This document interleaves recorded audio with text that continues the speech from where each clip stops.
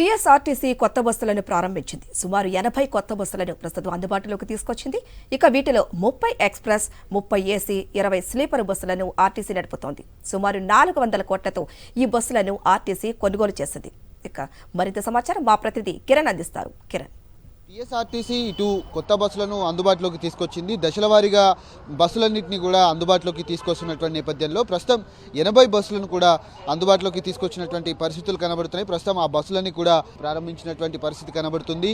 ఇటు మహాలక్ష్మి స్కీమ్ ద్వారా ఇటు మహిళా ప్రయాణికుల సంఖ్య కూడా పెరిగింది కాబట్టి ఇటు ఎక్స్ప్రెస్ బస్సులను కూడా ఎక్కువ సంఖ్యలో తీసుకొని రావడం జరిగింది. ఇటు స్లీపర్ బస్సులు కావచ్చు, అంతేకాకుండా రాజధాని బస్సులు ఏవైతే ఉన్నాయో వాటన్నిటిని కూడా ప్రారంభించింది. మొత్తంగా ఈరోజు ప్రారంభించేటువంటి 80 బస్సులు ఏవైతే ఉన్నాయో సుమారు 1050 బస్సులకు గాను గతంలోనే కొన్ని ఎలక్ట్రిక్ బస్సులను కూడా అందుబాటులోకి తీసుకొచ్చింది. ప్రస్తుతం 80 బస్సుల్లో 30 ఎక్స్ప్రెస్ బస్సులతో పాటు 30 రాజధాని ఏసీ బస్సులతో పాటు 20 లహరి స్లీపర్ కమ్ సీటర్ బస్సులు ఏవైతే ఉన్నాయో ప్రస్తుతం మన కుడి చేతి వైపు ఉన్నటువంటి బస్సులన్నీ కూడా స్లీపర్ బస్సులను కూడా అందుబాటులోకి తీసుకొచ్చింది. బస్సుల్లో ప్రయాణికులు దూర ప్రయాణాలు వెళ్ళేటువంటి వాళ్ళు ఎవరైతే ఉంటారో వాళ్ళందరూ కూడా ప్రయాణించేటువంటి సంబంధించి స్లీపర్ బస్సులను కూడా అందుబాటులోకి తీసుకొని రావడం జరిగింది. ఎందుకంటే ప్రైవేట్ ట్రావెల్స్ ఇప్పటికే పెద్ద మొత్తంలో స్లీపర్ బస్సులను అందుబాటులోకి తీసుకొచ్చినటువంటి నేపథ్యంలో ఆర్టీసీకి కొంత ఆదరణ గతంలో తగ్గింది కాబట్టి ప్రస్తుతం స్లీపర్ బస్సులు కూడా ఆర్టీసీలో ఉండాలనే లక్ష్యంతో ఆర్టీసీ ఎండీ సజ్జనార్ కావచ్చు, ఇటు ఆర్టీసీ అధికారులంతా కూడా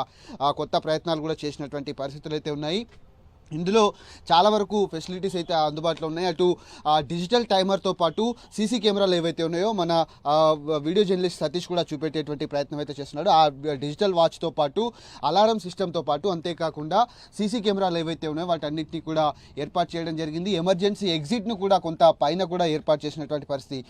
ఇద్దరు ప్రయాణికులు కుడి చేతి వైపు పడుకునేటువంటి అవకాశం ఉంటుంది, ఎడమ చేతి వైపు పడుకునేటువంటి ఒకరికి అవైలబుల్లో ఉంటుంది. వాళ్ళు ప్రయాణికులు పెట్టుకోవడానికి లగేజ్ కావచ్చు అవన్నీ కూడా కింద ఉన్నటువంటి బాక్స్లో పెట్టుకోవచ్చు. అంతేకాకుండా ఛార్జర్ పాయింట్స్తో పాటు పూర్తిగా ఆర్టీసీ బస్సులో కింద కూర్చున్నటువంటి వాళ్ళకు అవకాశం ఇచ్చారు. కొంత సుదూర ప్రాంతాలకు వెళ్ళేటువంటి వాళ్ళకు ఇబ్బందులు కలగకుండా ఉండేందుకు ప్రస్తుతం ఈ బస్సులను అందుబాటులోకి తీసుకొచ్చినటువంటి పరిస్థితులు అయితే కనబడుతున్నాయి.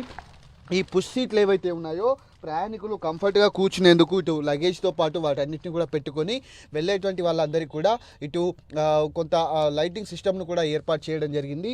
ఎక్కడ కూడా ప్రైవేట్ ట్రావెల్స్కు ధీటుగానే వీటిని రూపొందించినటువంటి నేపథ్యంలో ప్రస్తుతం ఈ బస్సులన్నీ కూడా ప్రారంభమయ్యాయి. మొత్తం 80 బస్సులను ఈరోజు అందుబాటులోకి తీసుకొచ్చింది. గతంలో కొన్ని బస్సులు ఏవైతే ఉన్నాయో సుమారు ఒక 100 బస్సుల వరకు కూడా ఏవైతే లహరి బస్సులు కావచ్చు, అంతేకాకుండా రాజధాని బస్సులు కావచ్చు, అంతేకాకుండా ఎలక్ట్రిక్ బస్సులు సిటీలో నడిచేందుకు వాటిని కూడా అందుబాటులోకి తీసుకొచ్చింది. ప్రస్తుతం ఆ విజువల్స్ అన్ని కూడా మనం చూడొచ్చు.